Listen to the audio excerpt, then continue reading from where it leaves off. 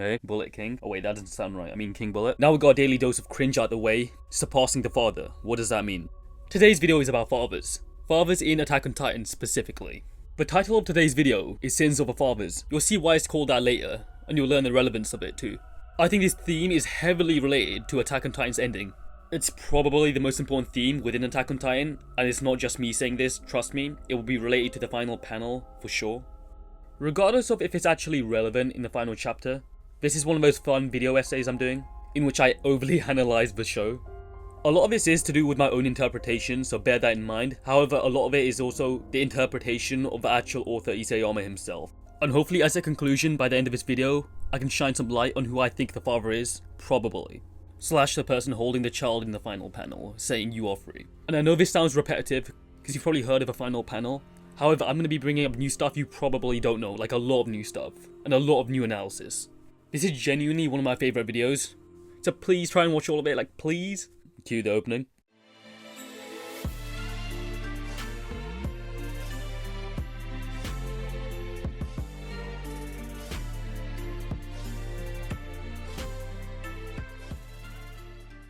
You are free. So this panel was drawn by Isayama at a conference 2 years ago, and according to Isayama himself, this is the final panel. So in this video clip here, we see him drawing it.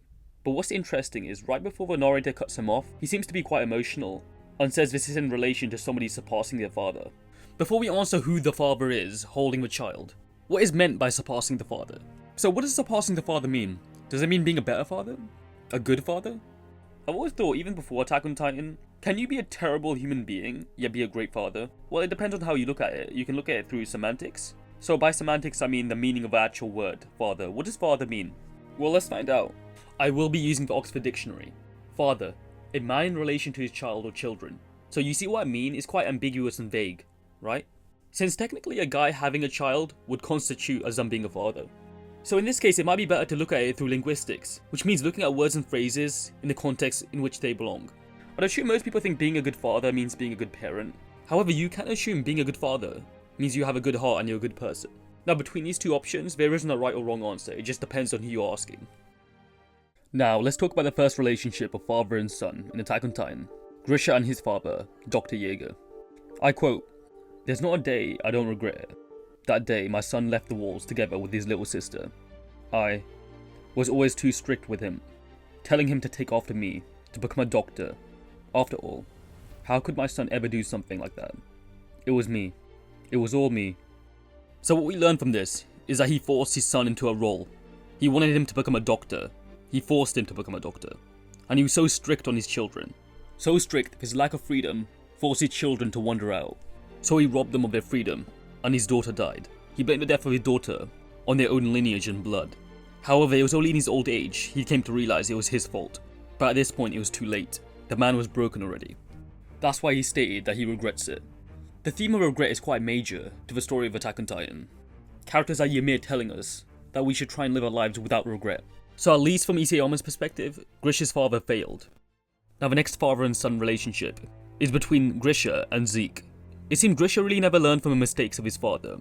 Now angry that his sister had been killed, he became a doctor like his father told him to, so was forced into this role.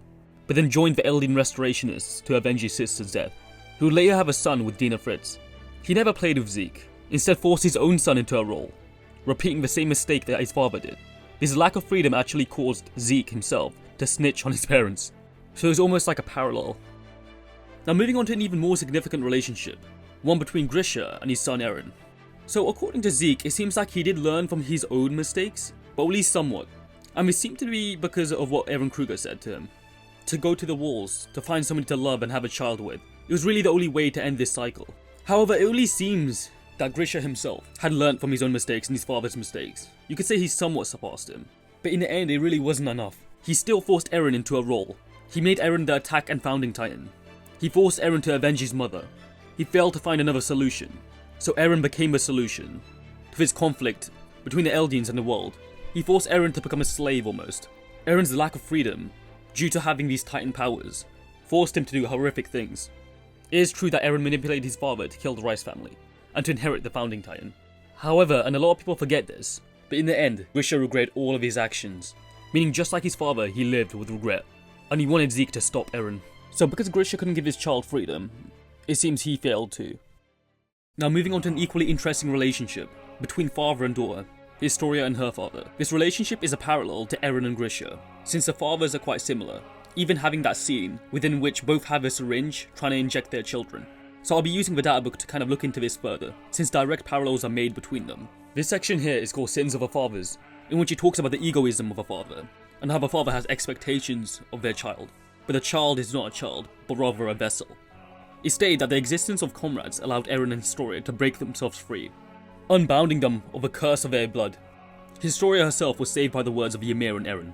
For a second she was willing to accept the role her father assigned to her, but realized basically this is the equivalent of a fake facade, something Eren hates, since it goes against freedom.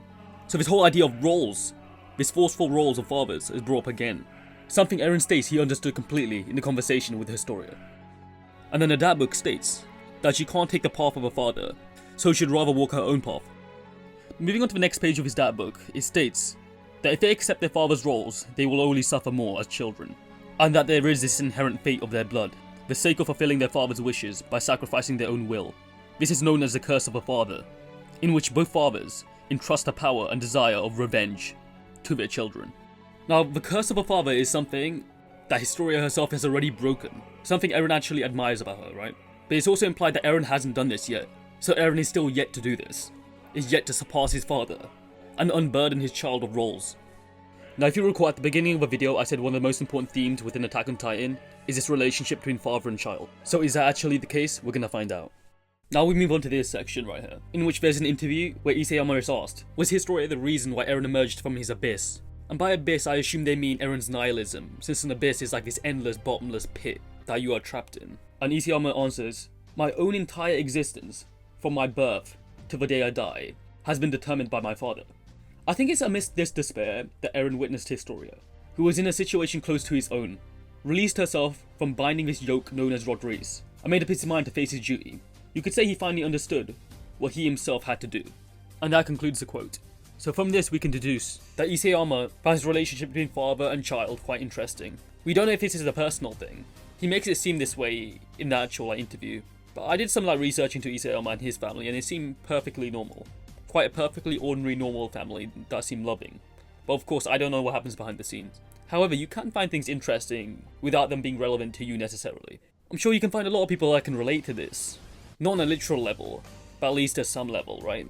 I'm sure at some point in your life, I know me, myself, has been forced into a role that I've not necessarily wanted to be in, by my parents.